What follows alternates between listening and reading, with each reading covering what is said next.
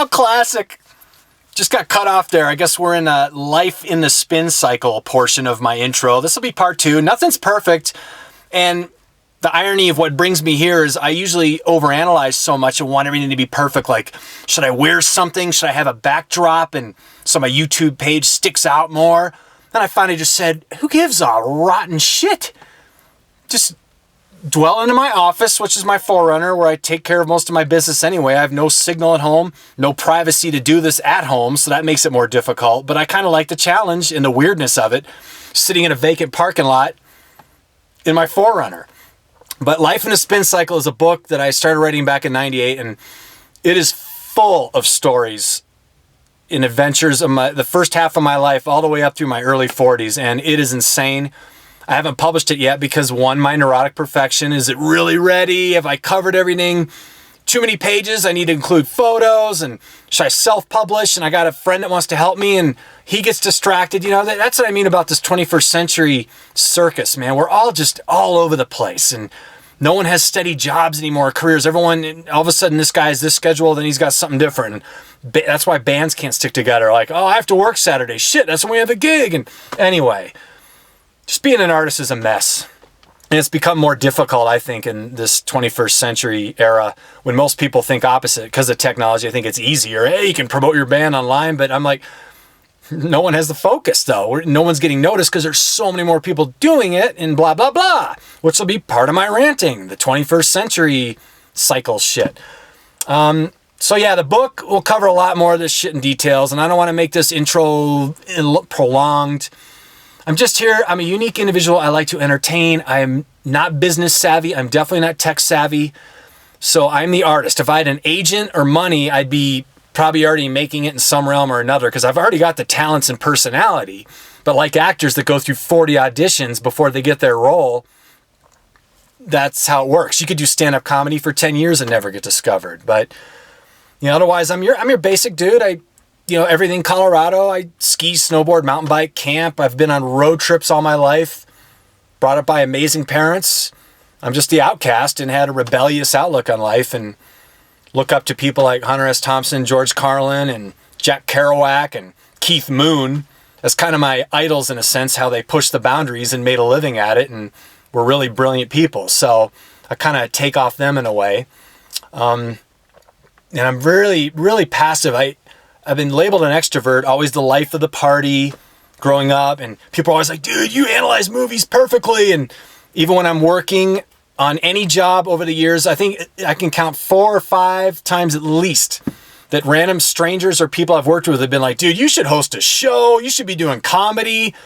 And I'm like, well, I know, among other things. Music's my main passion and I'm a good drummer.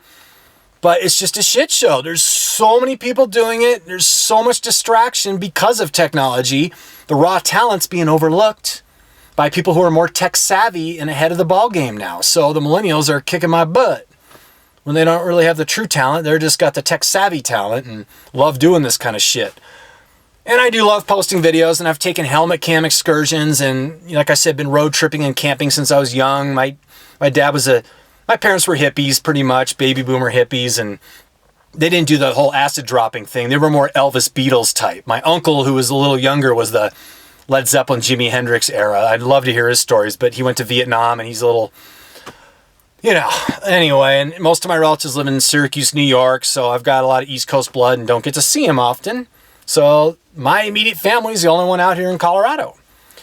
And shyness meets extroversion is just the weirdest twist for me. Like, I was the guy that never asked questions in college lecture halls. I'd get all anxiety attacks. Should I ask it? Well, the class is going to look at me. Yet I can get on stage and do open mics in front of crowds where most people are fearful of that kind of thing. That's supposed to be people's number one fear, is speaking in public. I can do that, but I get paranoid about like standing in lines. I'm 6'2.5". And let me actually, I don't want to blabber too much more. Here's a view of what's going on in my vacant parking lot. There's the Flatirons in Boulder over yonder. Got my good old American number one beer, 90 shilling. Don't drink and drive, but it's America. Fuck yeah. Well, here's my little business card I made, that I hand out to a lot of people. And No, I don't think one person out of the 60 or 70 I've handed this card to have contacted me. I used to make mixtapes a lot, so my little headband I have with the skulls on it for my drumming gigs and hiking and mountain biking if I want to keep sweat and hair out of my face.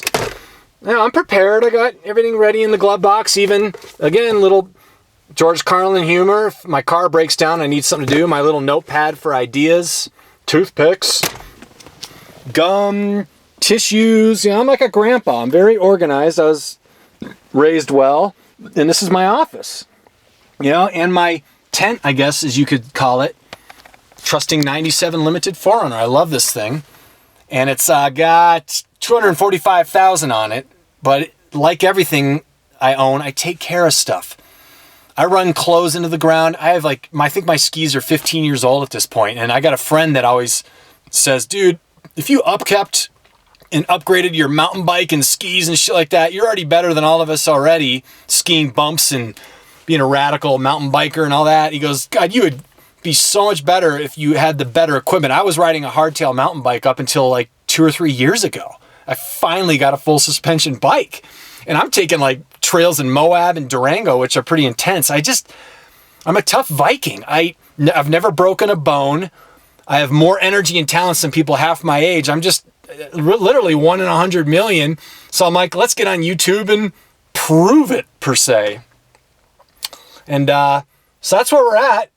So now I'm going to start off, I guess, with just ranting and doing more YouTubing and the crap that we all do nowadays instead of human interaction. So I'll join the posse on that note, and good luck to me and all of you out there. And like I said, just check out my videos, if not for a second, just so I get that number from you. And may we all succeed somewhere out there in the world.